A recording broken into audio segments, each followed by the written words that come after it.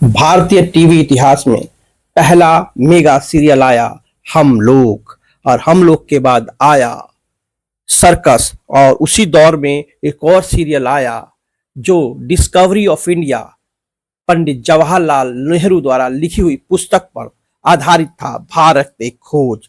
क्या आप जानते हैं उसी बीच एक सीरियल आने वाला था डॉक्टर बी.आर. अंबेडकर पर आधारित, क्रांतिकारी नाम से था वो सीरियल। और वो मेगा सीरियल जो बाबा साहब पर आने वाला था उसको लेकर आने वाले थे एच.एल. दुसाद साहब। लेकिन क्यों नहीं आया वो सीरियल, क्या क्या समस्याएं आई, किस तरह से उन्होंने इस पर काम किया, लेकिन उसके बावजूद ये सीरियल नहीं आ पाया। आइए जानते हैं उन्हीं की जबानी। आप लोग लगातार न्यूज 777 स्टार से जुड़े रहें और हमको लगातार सपोर्ट करें, वीडियो पूरा देखें ताकि आपके पास पूरी जानकारी हो सके। हमारी ये वीडियो बहुत ही जानकारी से भरी हुई है। जवाहरलाल नेहरू द्वारा जो लिखी गई पुस्तक है। व्यक्ति का चेहरा बड़ा अनजान लगा। नमस्कार मित्रों, मैं रूप कुमार न्यूज 777 स्टार पर आप सबका जोरदार स्वागत करता हूं। और इस समय हूं मैं इस समय हूं नरौली खेम में। और नरौली खेम एक जाना माना नाम है, और वो क्यों नाम है उसके विषय में हम बता देते हैं। क्योंकि इस गांव में रहते हैं एच.एल. दुसाद साहब, जो कि डाइवर्सिटी मिशन के जनक हैं और आधुनिक मार्क्स कहे जाते हैं।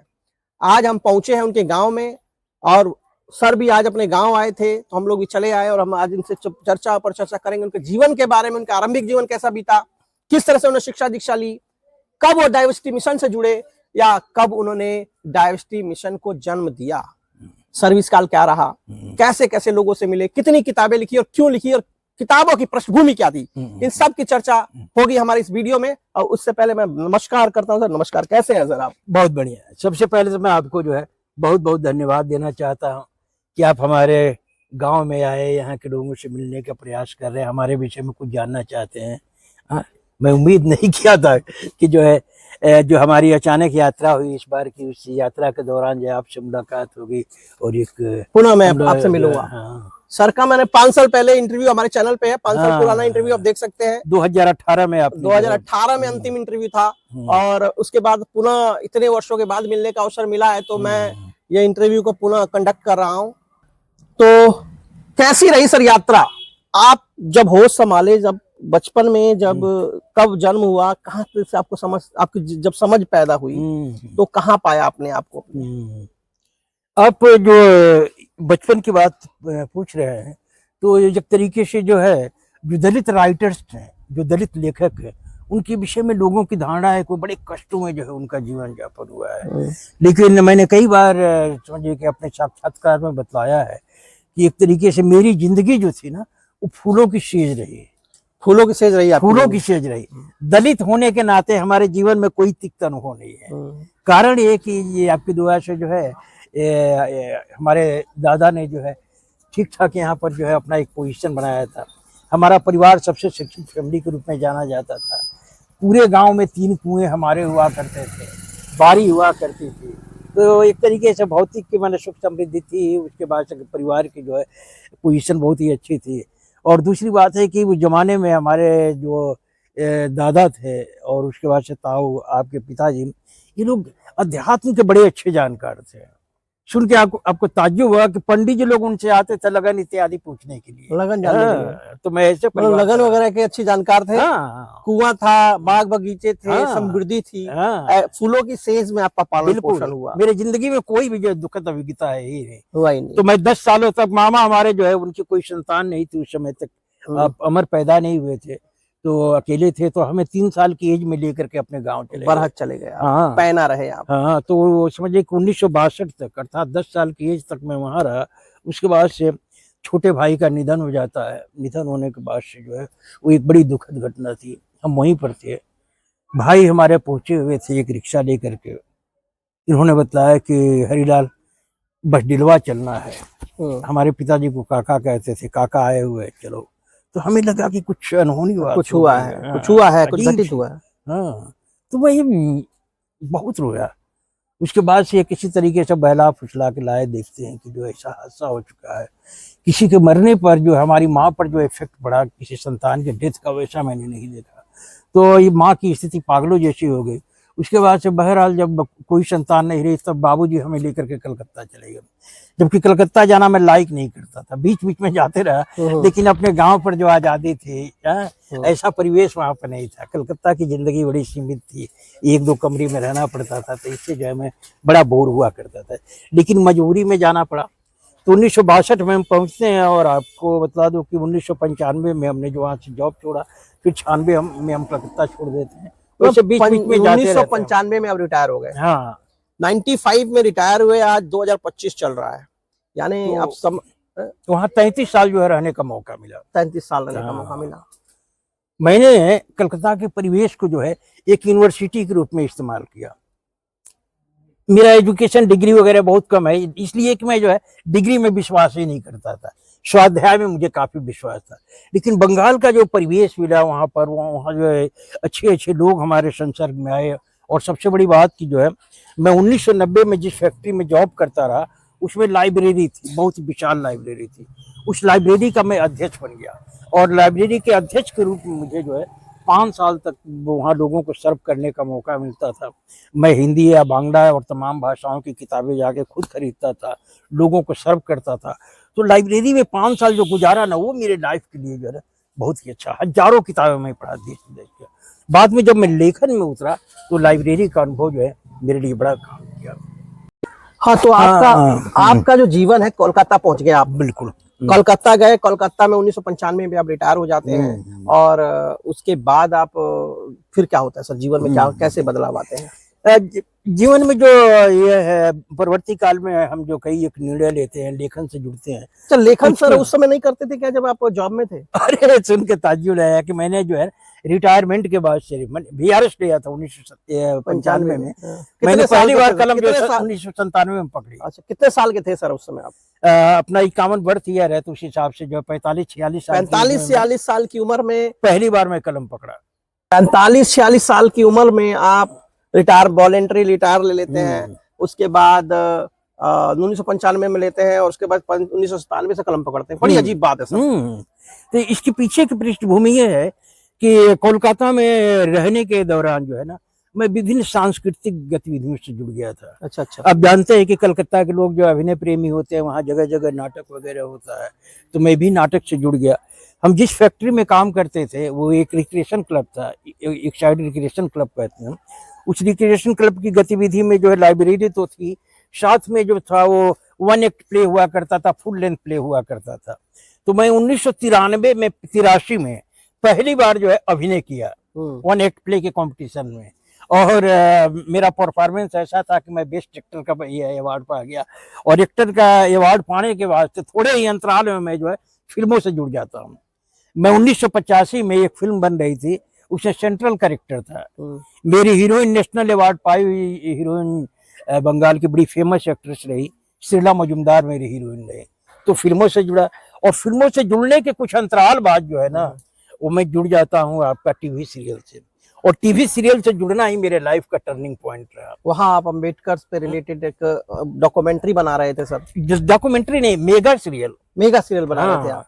आपको पता है जैसे कि मेरी जिंदगी फूलों की सेज रही है, दलित होने के नाते मेरे लाइफ में कहीं भी कोई दुखद अभिज्ञता नहीं है। पहली बार जो मुझे एक दुखद समझिए कि अनुभव हुआ, वो आपका दिल्ली में हुआ था 1990 में।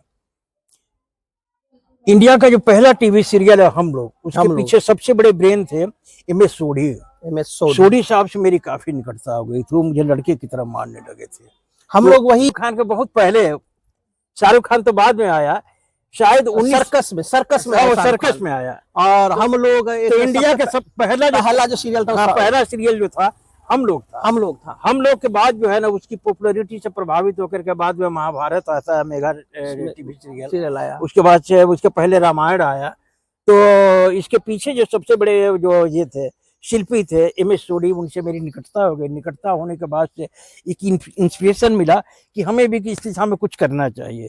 तो बहरहाल उन्होंने मुझे एक अपना नंबर दे करके रखा था, वो मुझे प्यार से दिलीप कहते थे। दिलीप? हाँ, वो कहे कि दिलीप कहने का क्या रास्ता सर? आप दिलीप कुमार लगते थे क्या? दिलीप लोग ऐसे एक तरीके से जो मुझमें दिलीप कुमार की झलक कुछ झलक पाते पाते हैं। थे। हाँ। लेकिन सोडी साहब ने मुझे जो दिलीप का खिताब दिया तो उसका एक बड़ा कारण था कि लोग उनको दिलीप कुमार कहते थे। अच्छा। लोग उनको दिलीप कुमार कहते थे। तो उन्होंने कहा कि देखो, जमाने ने मुझे जो खिताब दिया वो मैं तुम्हें दे रहा हूँ। तो शिष्य होने के नाते उन्होंने मुझे दिलीप कह दिया। अच्छा। तो उसके वजह से जो है आपका जो फिल्म से रिलेटेड लोग हैं मुझे दिलीप ही कह करके पुकारते थे। तो खैर उन्होंने अपना एक नंबर दिए रखा था। वो कहे थे कि यदि इधर दिल्ली की तरफ आओगे तो मुझसे जरूर संपर्क करना। वो कलकत्ता से 5-6 महीने के लिए चले गए थे दिल्ली। तो मुझे 1990 के जून महीने में आपका लखनऊ जाने का मौका मिला। तो लखनऊ जब मैं पहुंचा तो सोचा कि भाई लखनऊ से तो दिल्ली की दूरी बहुत कम है, क्यों ना एक प्रयास किया जाए, सोडी साहब से अगर मुलाकात हो जाए तो अच्छा रहेगा। तो मैंने उनको फोन लगाया, बाय द वे जो उनसे संपर्क हो जाता है। जब वो सुने कि मैं लखनऊ आया तो बोले कि बेटा तुम जल्दी आ जाओ हमारे पास। दिल्ली आ जाओ। अब उनका आदेश हुआ, मैं अगले दिन जो है दिल्ली पहुंच गया। दिल्ली पहुंचने के बाद से मैं शायद उनके साथ जो है 4-5 दिन रहा। तो एक जो चीज देखा दिल्ली में, तो मेरी भी जिंदगी के काफी अब हिस्से गुजरे हैं, लेकिन मैं एकमात्र व्यक्ति देखा एमएस सोढी को कि जब वो सड़कों पर चलते थे तो समझ जाइए कि जो है क्रेज एक पैदा हो जाता था। 1 किलोमीटर की दूरी तय करने में हम लोगों को 2-3 घंटे लग जाते थे, इतनी लोगों जब आप लोग टहलने निकलते थे। हाँ, तो वो जो मोस्टली जो है हम लोग यहाँ ठहरे हुए थे। झांसी रानी मार्ग जो है ना, वहीं पर आराम बाग लेन है, उसी में हम लोग ठहरते थे। मनोज कुमार के गांव के एक ये थे व्यक्ति थे, वो भी थोड़ा बहुत फिल्मों से जुड़े थे, तो उन्हीं के फ्लैट में हम लोग ठहरते थे। तो वो मोस्टली जाते थे आपका ये संसद भवन में वो है आकाशवाणी, वहां जाते थे, और उसके बाद से मंडी हाउस जाया करते थे। तो एक दिन मंडी हाउस में मुझे उनके साथ जाने का मौका मिला, तो देखा कि मंडी हाउस में उनकी बहुत अच्छी पहुंच है। तो मैंने कहा कि सर मैं देख रहा हूँ कि मंडी हाउस में आपकी बड़ी अच्छी पहुंच है, तो मैं आपको एक तक ट्रबल देना चाहता हूँ। उन्होंने कहा क्या? मैंने कहा कि सर ये पता लगाइए 1989 में पिछले साल जो है जवाहरलाल नेहरू की जन्म शतवार्ष की मनाई गई। उस अवसर पे एक मेगा सीरियल जो है रिलीज हुआ था, discovery of India. Discovery of India. हाँ, अगले साल जो है डॉक्टर अंबेडकर की जो है जयंती है, तो उस अवसर के लिए कुछ हो रहा है कि नहीं? मैं आपको बताता चलूं कि जवाहरलाल नेहरू द्वारा जो लिखी गई पुस्तक है डिस्कवरी ऑफ इंडिया, भारत एक खोज, आप देख सकते हैं कि दूरदर्शन पे काफी प्रसिद्ध रहा। और उसके बाद सर ने निर्णय लिया था कि हम एक सीरियल बनाएंगे जो अंबेडकर पे होगा, और एक मेगा सीरियल होगा जिसकी आइए स्टोरी में आगे जानते हैं कि फिर क्या हुआ, क्या ये डॉक्टर अंबेडकर पर अपना सीरियल बना पाए या क्या चेंजेस आए और कैसे वो लेखन कार्य में आए, आगे की बात हम कंटिन्यू करते हैं सर। हाँ, तो क्या हुआ सर? सही पूछा। 1987 में जब हम भारत की खोज सीरियल रिलीज हुआ, आपने देखा, उसके बाद क्या हुआ? हाँ, तो 89 में जब वो सीरियल रिलीज होता है तो एक तरीके से समझिए कि धूम मच गया। सीरियल की क्वालिटी बहुत ही अच्छी थी, बड़े लार्ज स्केल पर उसको बनाया गया था। तो मेरे मन में साध रही कि भाई 1991 में डॉक्टर अंबेडकर का जयंती बनाया जाएगा, भारत सरकार की तरफ से वैसा कुछ उपक्रम चलाया जा रहा है कि नहीं। तो उस दिन जब हम लोग मंडी हाउस में पहुंचे तो हमने सोडी साहब से कहा कि सर यहाँ तो मैं आपकी बहुत अच्छी पहुंच देखा, आपको एक तकलीफ देना चाहता हूँ। उन्होंने कहा क्या? हमने कहा कि सर जरा हमें ये पता लगा करके बताएं कि अगले साल डॉक्टर अंबेडकर की जन्म शतवार्ष की है, उस अवसर पर ऐसा कुछ हो रहा है कि नहीं, जैसा जवाहरलाल नेहरू के बर्थ सेंटेनरी पर हुआ, डिस्कवरी ऑफ इंडिया के रूप में। तो उन्होंने कहा कि तुम तो मुझे मुश्किल में फंसा दिए, चलो देखते हैं। तो प्राय 2.5 घंटे जो है उन्होंने खोज किया, और खोज के बाद से आखिरी में वो कहते हैं कि दिलीप, डॉक्टर अंबेडकर पर वैसा कुछ नहीं हो रहा है जैसा कि जवाहरलाल नेहरू पर तुम लोगों ने देखा है। हाँ, उनके ऊपर जो है एक डाकू ड्रामा बनने जा रहा है, डॉक्यूमेंट्री ड्रामा, छोटे टाइप, लेकिन सीरियल कुछ नहीं हो रहा। आपको बतलाऊं रूप कुमार जी, ये मेरे लाइफ का टर्निंग पॉइंट था। आज मैं अगर आपके सामने एक लेखक विश्वास के रूप में बैठा हूँ तो वो घटना का बहुत बड़ा ये है, जब मुझे मंडी हाउस से पता चलता है कि अंबेडकर पर नहीं कुछ हो रहा। मैं उस जमाने में आपको बतला दूं कि बाबा साहब के विषय में बहुत कुछ नहीं जानता था। मैं कलकत्ता के कल्चर में रहा जहाँ डॉक्टर अंबेडकर को उतना प्रचारित नहीं किया गया, लेकिन ये तो पता था कि बाबा साहब जो है दलितों के मसीहा हैं, लोग उन्हें जी जान से चाहते हैं, भगवान की तरह मानते हैं, तो वैसे व्यक्ति पर जरूर एक बड़ा कुछ होना चाहिए। लेकिन जब ये नहीं हुआ तो मुझे पहली बार लगा ये दलितों के साथ भेदभाव होता है। पहला अवसर जब एच.एल. दुसाद साहब को लगा कि दलितों के साथ भी भेदभाव होता है, उससे पहले का जीवन फूलों की सेज पे बीता, उन्होंने अपना जीवन बहुत अच्छे से जिया और 45 साल की उम्र में उन्होंने बीआरएस लेकर अपने लेखन के क्षेत्र में आ गए। लेकिन उससे पहले इन्होंने फिल्म के क्षेत्र में उतरने का निर्णय लिया। क्या हुआ फिर उसके आगे सर, जब देखा कि केवल मात्र एक डॉक्यूमेंट्री हो रही है, एक तरफ नेहरू जी के ऊपर पूरा उनकी किताब पर पूरी एक फिल्म बन चुकी थी और दूरदर्शन पे बहुत ही फेमस चल रही थी, फिर क्या हुआ सर, फिर क्या चेंजेस आए आपके जीवन जब मैं इस घटना से रूबरू हुआ कि डॉक्टर अंबेडकर की जन्म शतवार्षिकी के अवसर पर ऐसा कोई मेगा प्रोजेक्ट नहीं हो रहा, तो मुझे पहली बार आघात लगा और लगा कि यह दलितों के साथ भेदभाव होता है। उसके बाद मैं कलकत्ता बैक किया। कलकत्ता बैक करने के बाद से जो है हमारे जो परिचित थे, जो विशेष करके अम्बेडकरवादी एक्टिविस्ट थे, उनसे मैं मिला। कौन कौन लोग उससे मिले उस दौर में सर? उस दौर में जो है एक ये हुआ करते थे, यूके विश्वास हुआ करते थे, डॉक्टर यूके विश्वास, हाँ डॉक्टर यूके विश्वास।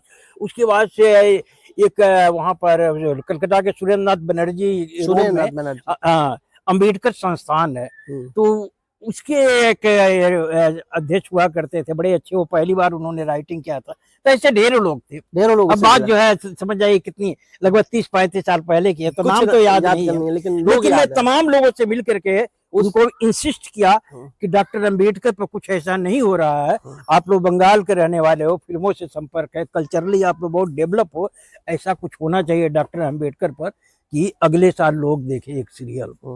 तो मैं लोगों को उत्साहित किया, प्रवोक किया, लेकिन कोई सामने नहीं आया। इसी बीच नाटकीय रूप से आपको जो है 30 सितंबर 1990 को मंडी हाउस की तरफ से एक नोटिफिकेशन होता है। नोटिस ये था कि मंडी हाउस में यदि आप अपना ये प्रपोजल डालना चाहते हैं, यदि कुछ सीरियल बनाना चाहते हैं, डॉक्यूमेंट्री बनाना चाहते हैं, तो आप अपना प्रपोजल डाल सकते हैं। प्रपोजल डालने की आखिरी तिथि जो है 31 अक्टूबर तक है। उसके बाद से यदि आपका सीरियल अप्रूव हो गया तो फिर आप बना सकते हैं। तो हमारे सामने एक अपॉर्चुनिटी मिल गया। अब मैं इतना जो है ना, ये समझिए कि आवेश में आ चुका था कि डॉक्टर अंबेडकर पर कुछ होना चाहिए। 30 को मुझे जानकारी मिलती है, सिर्फ जो 1 महीने के अंदर मैंने डॉक्टर अंबेडकर पर धड़ाधड़ जो है स्क्रिप्ट लिखवाया। और स्क्रिप्ट लिखवाने के साथ जो है ना, कि जब आप सीरियल बनाते हो तो उसमें कंडीशन रहती है कि जो म्यूजिक डायरेक्टर है उसका कंसेंट लेटर देना पड़ेगा कि हाँ वो इस प्रोजेक्ट के लिए काम करेगा, डायरेक्टर का कंसेंट लेटर चाहिए। तो जो शर्तें थी, तो उसके तहत हमने जो है एक ऐसे डायरेक्टर को चयन किया, नाम था शंकर घोष, जिनको नेशनल अवार्ड मिला हुआ था। म्यूजिक डायरेक्टर के तौर पर हमने लिया था आपका भी बलसारा, नेशनल अवार्ड पाए हुए। उसके बाद से हमारे जो कैमरामैन थे, जो सत्यजीत राय के कैमरामैन हुए थे, हुआ करते थे सौमिंदु राय, मैंने उनको कैमरामैन, एक बहुत ही अच्छी टीम बनाया। एक महीने के अंदर धड़ाधड़ जबरदस्त तरीके से राइटिंग करवाया। और ये सब करवा करके उस जमाने में जो है वो क्या नाम है, कुरियर सर्विस नया नया शुरू हुआ था, 3.5 kg का मैटर मैंने जो है मंडी हाउस भेज दिया। 3.5 किलो का इन्होंने मटेरियल लिखा सर। हाँ, कितनी जीवटता रही होगी उस समय जब सर ने पूरा का पूरा अंबेडकर को खंगाल डाला और उस पर पूरी एक डॉक्यूमेंट्री तैयार की, पूरे डायलॉग्स राइटिंग की और पूरी की पूरी टीम इकट्ठी की और भेज दिया मंडी हाउस कि अब आप बनाइए अंबेडकर पे सीरियल।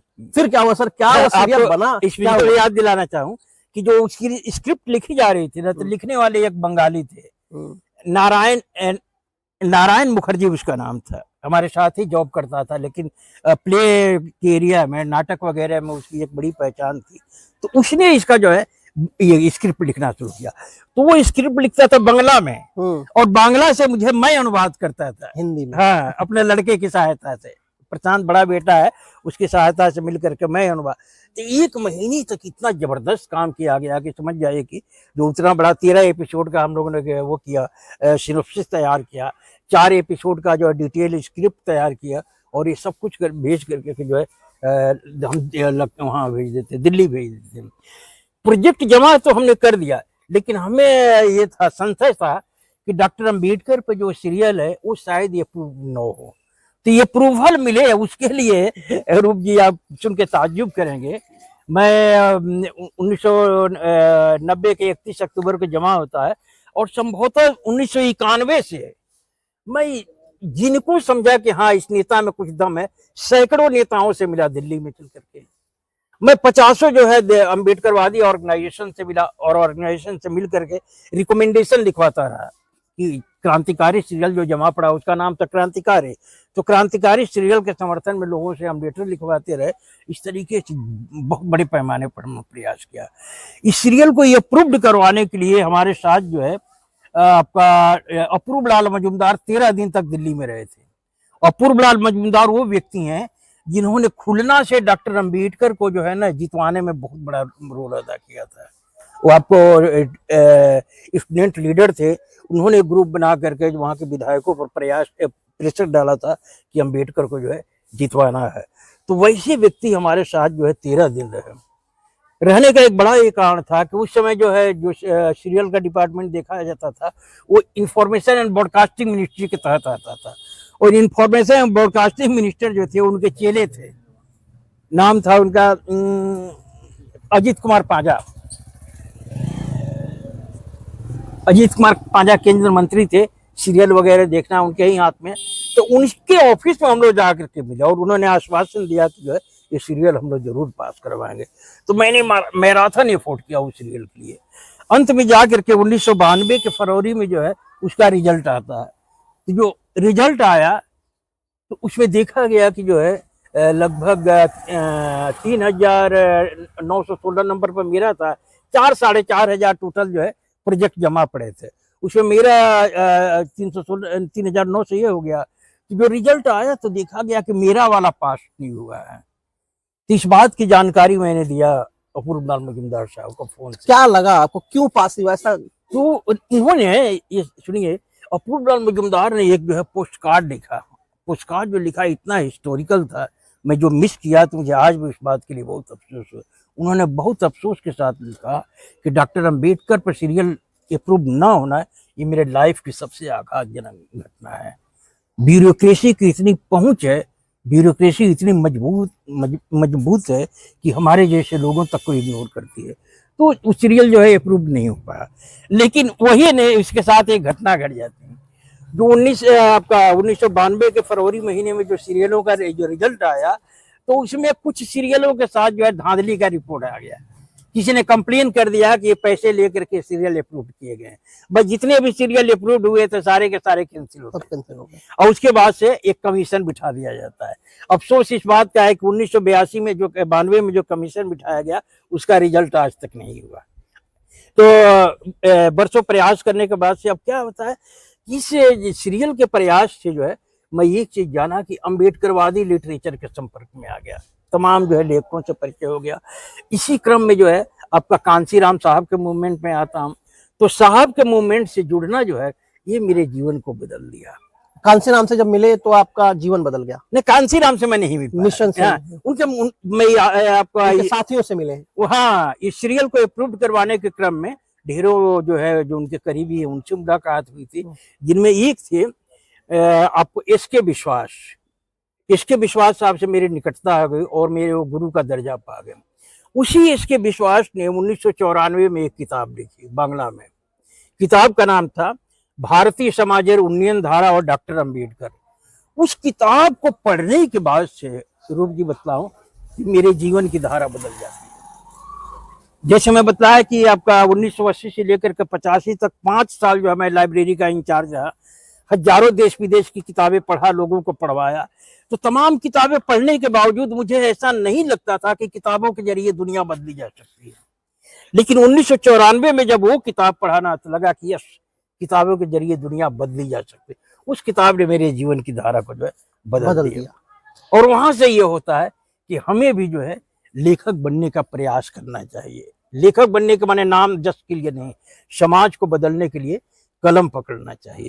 तो ये जो मैं मन बनाने लगा ना तो धीरे धीरे समझ जाइए कि जो है एक्सट्रीम पर पहुंच गया। और इसी काम के लिए जो है मैं 1995 में बहुत ही शानदार नौकरी कर रहा था, उसको छोड़ दिया। नौकरी छोड़ दी 1995 में। 1990 में मेरा पेमेंट समझ जाइए कि 5 फिगर में हुआ करता था, 10,000 से ऊपर हुआ करता था, जबकि बड़े बड़े अधिकारियों का पेमेंट जो है 3-4 हजार से ज्यादा नहीं होता था। मैं वैसी सर्विस से जो है तौबा करके उसके बाद से जो है कलम पकड़ने का मन बना लिया और 1997 में पहली बार कलम।